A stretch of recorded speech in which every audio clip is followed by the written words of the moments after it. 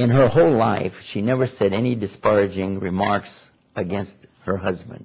It was only the most glowing of report that comes from her about Prophet Muhammad, peace be upon him. Although he died while she was still a young lady, she continued throughout her life, the rest of her life, with full honor and respect for her husband. She never remarried. She never had any boyfriends or callers coming by or any of the rest of it. She became also one of the greatest of the scholars, especially in the area of telling us about women's needs and women's conditions and the things that Islam is providing for women. We know a lot about the case of women in Islam from Aisha, radiyallahu anha, may Allah be pleased with her. Additionally, I would like to mention that when you consider how much he loved her, that when he was dying, he asked to be with her. He wanted to be with her.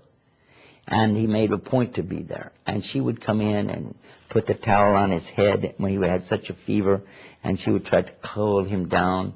And then he would take it off, and he would talk for a minute and then put it back on. And this is recorded in some of the sayings also of Mohammed. And then when he passed away with his head in her lap. Now this shows a great love from both of them.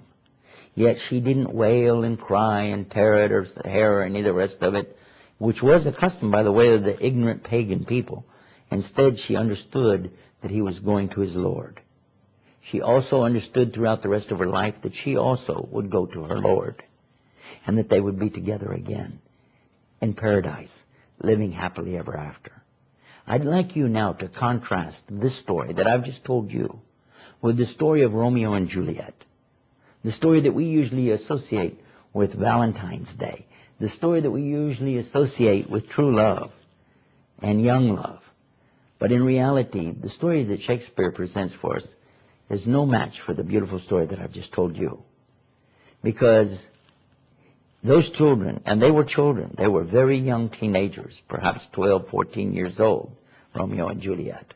They were going against the wishes of their parents and sneaking behind their back. And they were not married. There was no marriage involved. It was just an affair that they were having. And then one committed suicide, and then the other followed. So this is the tragic result of the kind of love that's not acceptable in Islam. There is no boyfriend-girlfriend relationship, and there's certainly no sneaking behind the backs of the parents. Everything in Islam is out in the open, and everything in marriage is done by contract, and there's never any sex before marriage. So put it in perspective and understand that this is the story that Shakespeare probably wishes that he would have told instead of Romeo and Juliet.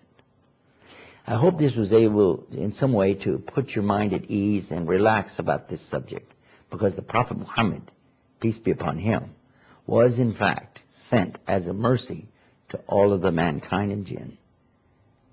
Until next time, from here on the mailbag, on the Deen Show, peace. Assalamu alaikum wa rahmatullah.